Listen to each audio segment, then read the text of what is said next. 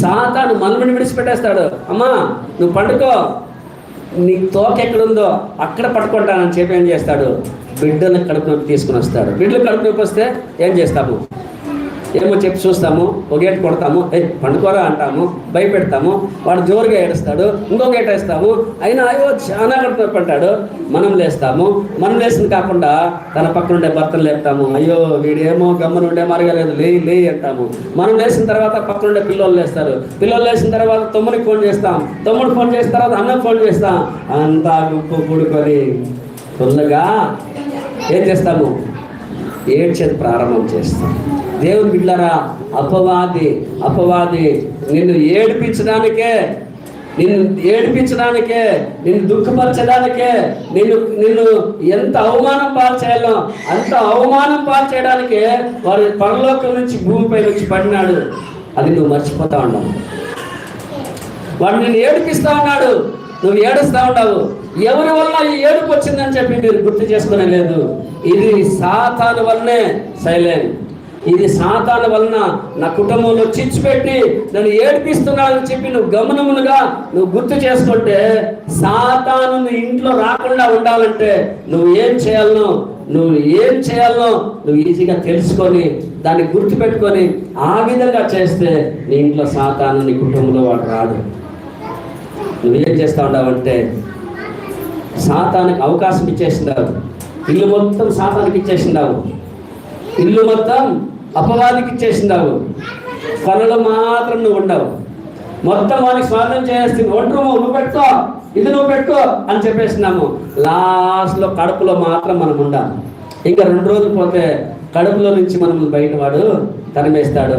అప్పుడు మనం దీనుడునై అందుడునై అనాథగా నిలిచాము అంటే అన్నీ పోగొట్టుకొని, విశ్వాసాన్ని పోగొట్టుకొని, ప్రార్థన పోగొట్టుకొని, అన్య భాష పోగొట్టుకొని, సమయాన్ని కాలాన్ని పోగొట్టుకొని, లాస్ట్కి ఉన్న డబ్బులంతా హాస్పిటల్కి దానికి మీరు ఖర్చు పెట్టేసి లాస్ట్కి నువ్వు రావా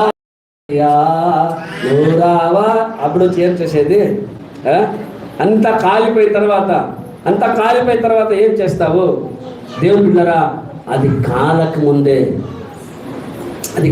ముందే ఆ సమస్యని ఇంటికి రాకుండా ఉండే దీపం ఉన్నప్పుడే ఇల్లు ఏ విధంగా చక్కపరచుకోమంటాడో ఈ రోజు నుంచే నీటిలో దేవ స్వరం ప్రారంభించు. హల్లెలూయా. ఈ రోజు నుంచే దేవ స్వరం ప్రారంభించు. నీ భర్త విన్నా వినకపోయినా పర్వాలేదు, నీ భర్త చేసినా చేయకపోయినా పర్వాలేదు, నీ బిడ్డలు చేసినా చేయకపోయినా పర్వాలేదు, నువ్వు చేసేది ప్రారంభించు. నువ్వు ప్రారంభం చేస్తే అది గంభీరంగా ఫలితాన్ని తీసుకొచ్చి పెడుతుంది. హల్లెలూయా.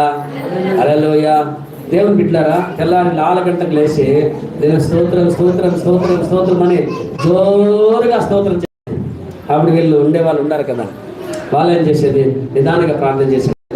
నిదానంగా ప్రార్థన చేసాక అయ్యలేదా అనేది ఇంకా జోరుగా స్తోత్రం ప్రభు అనే లోపల ఇంకా కొంచెం తగ్గించక అయ్యలేదా, ఇంకా స్తోత్రం ప్రభు అంటే హల్లెలూయా. వాళ్ళు చెప్పి ఇది తగ్గే మారిగా లేదు అని వాళ్ళు సైలెంట్ అయిపోయి హల్లెలూయా వాళ్ళు ప్రార్థన చేసేది ప్రారంభించింది. హల్లెలూయా. దేవుని బిడ్డలారా, నేను కూడా అంతే. అపవాది నిద్రపో అంటాడు, దుష్టుడు నిద్రపో అంటాడు. నువ్వు హల్లెలూయా అని చెప్తే వాడు ఏం చేస్తాడు, ఈ ఇంట్లో మనకు అవకాశం లేదని చెప్పి వాడు పారిపోతాడు. దేవుని బిడ్డలారా, మన కుటుంబం నుంచి సాతాను పారిపోయేదానికి ఏం చేయాలనో దాని గురించి మీరు ఆలోచన చేసి వారిని తరిమేదానికి ప్రయత్నం చేయండి. గొప్ప ఫలితం మన జీవితంలో మన కుటుంబంలో వస్తుంది. దేవుడు ఈ వాక్యాన్ని దీవించి ఆస్వాదించిన గాక. ఆమె అందరూ లేచి నిలబెడదాం. ఒక పాట పాడుచుగా కానపోటు చేసుకుందాం.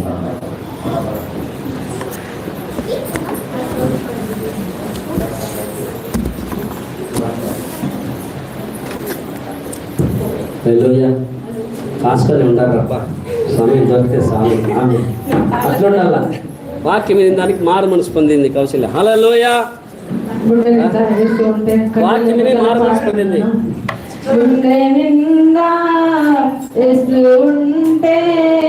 కన్నీళ్ళే ఉత్తలు